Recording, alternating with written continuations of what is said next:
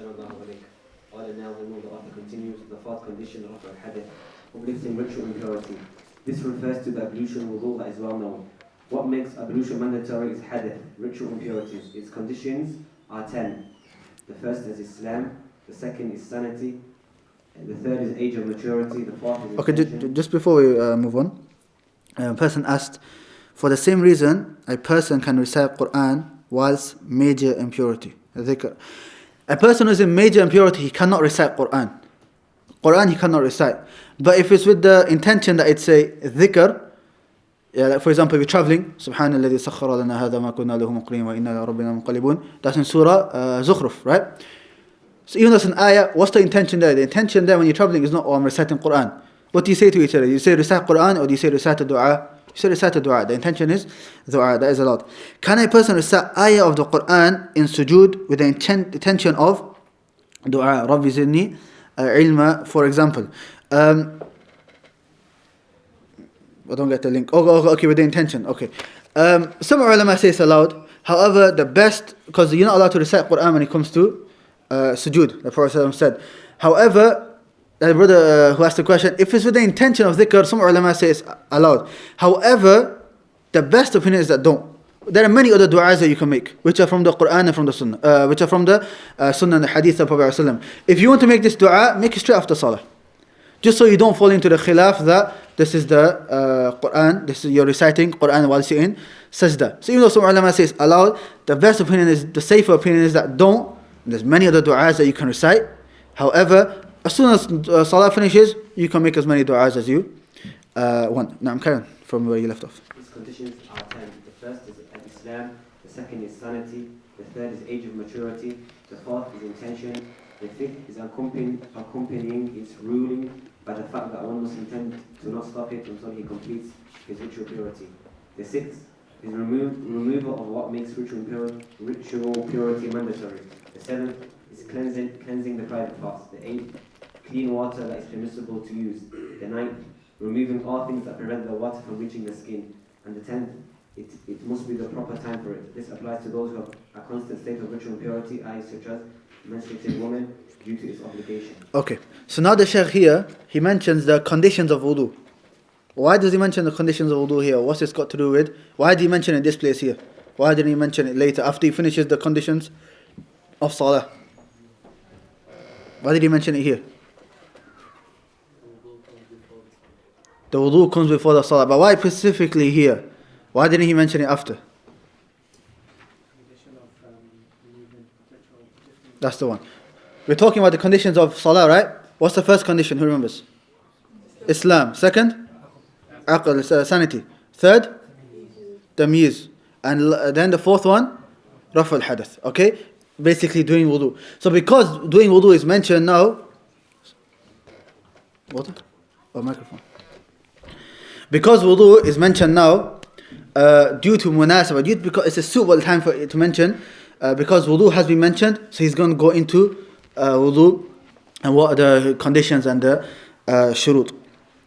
Now he mentions the conditions of wudu. Now condition of wudu are how many? 10. Okay, the conditions of wudu are 10. And how many conditions were there for salah? 9. Okay, so don't get mixed up between the two. The first 3 that he mentions are the same that we've taken. Al-Islam wal-Aql wal-Tamyiz. Islam, intellect, and being the age of at-Tamyiz. Then the 4th, he says, an-Niyyah, which is having the intention. Having the intention that you are doing wudu. Okay, this is a condition, according to all of the ulama, apart from Imam Abu Hanifa. He doesn't say it's a condition. However, all of the ulama say that it is a condition. And this is, you might not necessarily think, because the niyyah, do you say it out loud? You don't say it out loud. It's in the heart. Okay, that you are doing wudu. The fact that you go up and you went to the wudu area to do the wudu, that's enough of an intention. Yeah, because you know you're doing the wudu. But it's more apparent when, for example, a person, he jumps into the swimming pool, for example, and he comes out. Everything is washed. Let's say he jumps in and he washes goggles and everything somehow under the water, let's say, okay? And he does everything and he does wudu. If he comes out, then he says, you know what, it's salah time. and everything's been washed, is that accepted? It's not accepted, because at that time he didn't have the intention. He didn't have the intention. And the intention is made where? It's made in the heart. It's not said out loud. And anybody says it out loud, it's a bid'ah, and it's not accepted from them. Because the Prophet ﷺ, nor the Sahaba, none of them said the niyyah, said the intention out loud. The only time when the intention is said out loud is for Hajj. Labayk Allahumma umratan or hajjan, depending on what you are doing. And even then, that's not really an intention. That's just you proclaiming the fact that you're going for Hajj, just like the talbiyah, like you say. It's just proclaiming and showing the symbols of Islam. This is the fourth condition. These four are quite straightforward. The fifth condition, he says, وَاسْتِصْحَابُ حُكْمِهَا بِأَلَّا يَنْوِيَ قَطْعَهَا حَتَّى تَتِمَّ طَهَارَتَهُ. What did he say here? It says in the English, accompanying its ruling by the fact that one must intend not to stop it until he completes his ritual impurity. This is, a person, he starts doing wudu, and halfway through wudu he says, you know what, I'll leave it, I'll do it later. So now his intention is that he's not going to do wudu anymore. But then he gets up and he says, you know what, I'm here anyway, I might as well finish it. Then he wants to go and carry it on. Then what does he do? He has to start again. Why? Because he stopped the intention of doing wudu. So he has to start all over again. And when it comes to this niyyah here, there's two. The first is doing the actual wudu, and that has to happen throughout the whole wudu. The second is that you remember the fact that this is an ibadah, and you're doing it for Allah subhanahu wa ta'ala. That is sunnah, that is mustahab. If you do that, you get rewarded. If you do not remember that throughout the wudu, however, you still have the intention that I'm doing wudu to pray salah, then that part is wajib. And that is what makes your wudu accepted. The sixth thing that he says is inqita'u mujibin. Removal of what makes ritual impurity mandatory. Meaning, what makes ritual impurity mandatory? Going to the toilet, basically, or urine, thesis, or gas coming out. All of this makes a person do or need to do wudu. This has to completely stop before the person does wudu. And this, be careful, sometimes when you go to the bathroom and you urinate, for example, after that, small droplets sometimes do come out. And some people, what they do, they rush out. Okay, and then do the wudu. The wudu is not accepted, nor is the salah accepted. The wudu is not accepted because small droplets are still coming out. And the salah is not accepted because firstly, the wudu is not accepted, and secondly, because those small droplets are going onto their clothes. So now there's impurity on their clothes. So be very careful when it comes to that. Make sure that it completely stops. And if somebody does wudu, and whilst doing wudu, he breaks his wudu, then he has to start his wudu all over again. The seventh condition, istinja or istijmarun qabla, cleansing the private parts. Now, I don't know, most brothers here look Somali to me. I don't know how it is in their community, but a lot of brothers from our community, Pakistani, a lot of them think is that, okay, I have to do wudu, so I have to go to the bathroom and I have to do istinja, I have to wash myself. And then they come up. That's not the condition. That's not what is meant by the condition. The condition here is, if you need to go to the toilet, then make sure you wash yourself properly. That is what is meant by the condition. The condition is not, oh, you want to do wudu, so you have to go to the bathroom. No. If you need to do wudu, you don't need to use the bathroom, you can go straight and do the wudu. That's not a problem. And the Shaykh here, he mentioned, or the ulama, they mentioned two ways. The first is istinja, which is, and it's not mentioned here in the translation. Here it just says, cleansing the private parts. Change this to istinja or istijmar. Istinja is cleaning yourself by using water. And istijmar is cleaning yourself by using rocks. And we'll explain that a bit more, inshallah. By using rocks. Now, istinja is by washing using water. What part is obligatory? The obligatory part to wash is that area of where that thing comes out from. And if this impurity has gone anywhere else on the body, then you have to wash that part also. Now regarding istijmar, using rocks, this is because in the time Prophet they used to use rocks. That's why the Prophet ﷺ went to Ahlu Quba, the people of Quba, and he said, Inna Allah yuthni alaykum. Allah subhanahu wa ta'ala praises you. Why? Why is Allah praising you? And they said, Inna nutbi'u al-hijarata al-ma. We used to follow using the rocks with using water. That shows that you can use rocks. And in this day and age, it's referring to tissue. It's referring to tissue. So technically you are allowed to use just tissue, as long as it fills three conditions. As long as it fills three conditions. Firstly, the thing which you are using is not something which is smooth. Meaning when you clean yourself, it's not going to spread the impurity. It's going to completely, so like a tissue is fine. It's going to completely remove that impurity. Okay? The second condition is that it has to be a minimum of 3 wipes. فَأَكْثَرْ 3 wipes or more until the area is cleaned. So even after 1 wipe, if it's clean, then that's not allowed. It has to be a minimum of 3 times. And the third is that you can only use this as long as the impurity has not gone further than its the area where it normally comes out from. So for example, if thesis comes out and it's gone all over other parts of the body, for example, then you can't use tissue. Then you have to use water. The best is to use water first and then the best is to use tissue first and then water. Okay, like it is in the hadith. That if you want to use tissue again later, that's fine, but that's not for cleaning. That's just for like drying.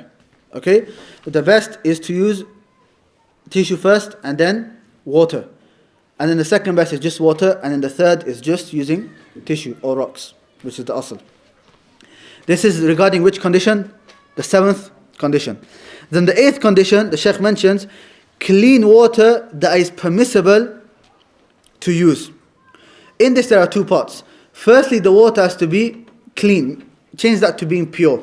The water has to be pure. And the second, it has to be permissible to use. Now what does it mean by it being pure? In water is of 3 types. Water is of 3 types.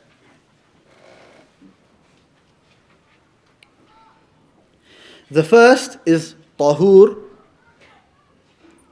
Okay, tahur, not tuhur. Tahur with a fatha and the ta.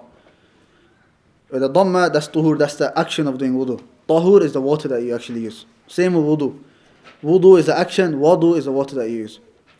So tuhur, the second is tahir, and the third is najis. And you can say najis, najas, and najus. All 3 on the jinn. So the first is tahur, the second is tahir, and the third is najas. The definition of tahur is that water which is pure in of itself and it makes other things pure.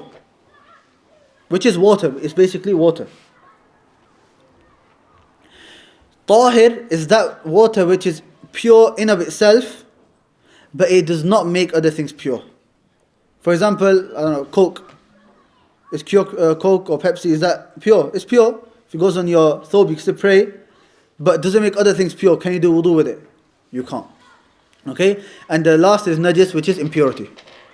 Like urine and some alcohol, like some ulama say. And other things also. So what type of water from these 3 can you use? Only the first type, tahur. That which is pure in of itself and also makes other things pure. And this is water. Natural water, which comes from with rain, for example, rainwater can be used. Seawater can also be used. And any other water, as long as 3 conditions do not change. 3 things do not change. Which is firstly, the smell. The second, the taste. And the third, the color. My Shaykh al-Masan Qasim, when he taught us this, he taught us an easy way of remembering it. He pointed to his nose, smell, to his mouth, taste, and then to his skin, which is the color. So if you forget what the 3 are, just do that. So smell, taste, and color. And this is, when you refer to these 3 things, we don't mean something minor. Like, something really small, a little bit of smell, little bit of color. That's not what is meant. What is meant is that it's changed so much that you won't even call it water anymore. For example, you have water, you put a tea bag in it. Is that called water anymore? It's not called water. You now have rose water, where the color has changed slightly. It's not called water anymore. It's called rose water. All of these are not allowed. Only water is allowed for you to do wudu. And if you do not have water, then what do? You do tayammum. You do tayammum. Okay. This is regarding the water being pure. And the water being permissible, meaning it's not haram, meaning you've not stolen that water or anything like that. You've from a halal way, you have gone out and you have purchased that water. And this, the water being permissible, is from the mufradat of the Hanabil. Only the Hanbalis say this. The rest of the ulama say, if the water is not permissible, meaning, let's say for example, it's stolen, your wudu is still accepted, but you get sin for it. You're sinful. Because, I don't want to go into the reason, but that's what some of the ulama say. However, the correct opinion, inshallah, is that it has to be permissible water also. This is which condition? Condition number 8. Condition number 9, he says, إِزَالَةُ مَا يَمْنَعُ وُصُولَهُ إِلَى الْبَشَرَةِ, removing all things that prevent the water from reaching the skin. Anything which you have on your skin, and this is talking about the area which is obligatory for you to wash. Okay, so not your shoulder, for example, because you don't have to wash the shoulder. So let's say on my hand, anything, whether it's paint, Tipex, super glue. I don't know, the super glue stop the water. If it stops the water, that's not allowed also. For women, nail varnish. Okay? All of this stops the water from reaching the skin. Now that's the ruling. I'm not sure about super glue. If it does, then that's not allowed also. Okay?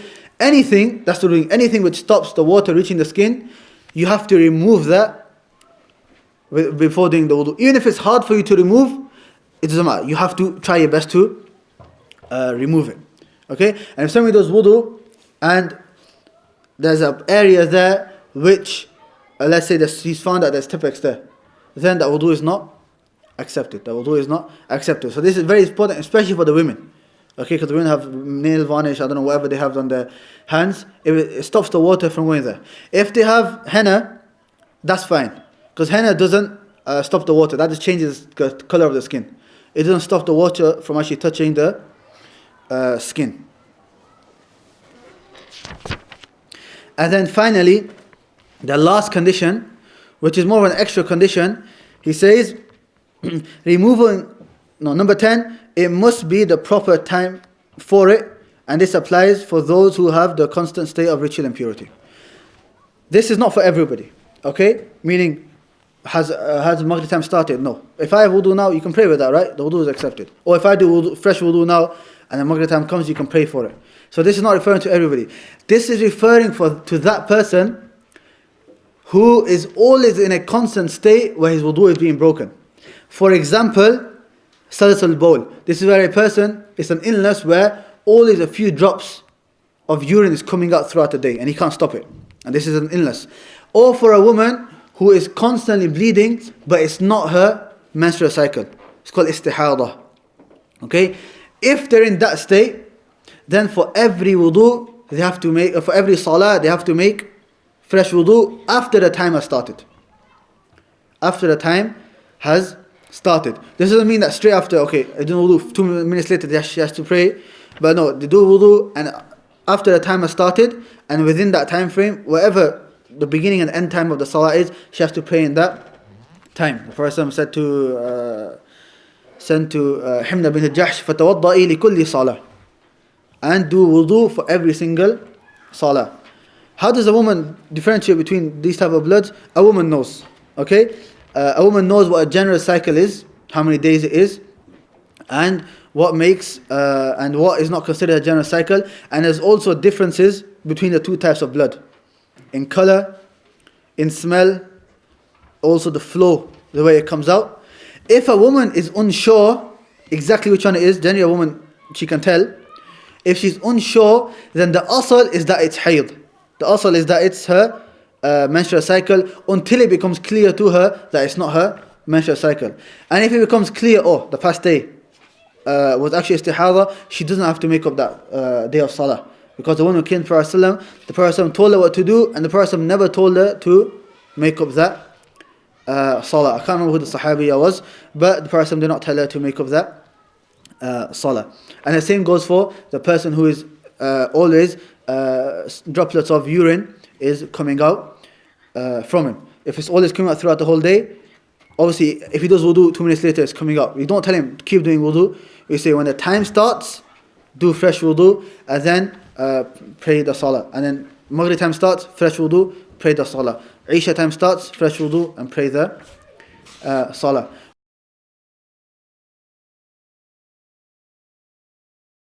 Whenever you hear Allah subhanahu wa ta'ala say, "O you who believe, فَأَرْعِهَا سَمْعَكَ," lend an ear to it. Because either Allah subhanahu wa ta'ala is going to command you to do something which is good, or He's going to tell you to stay away from something which is bad.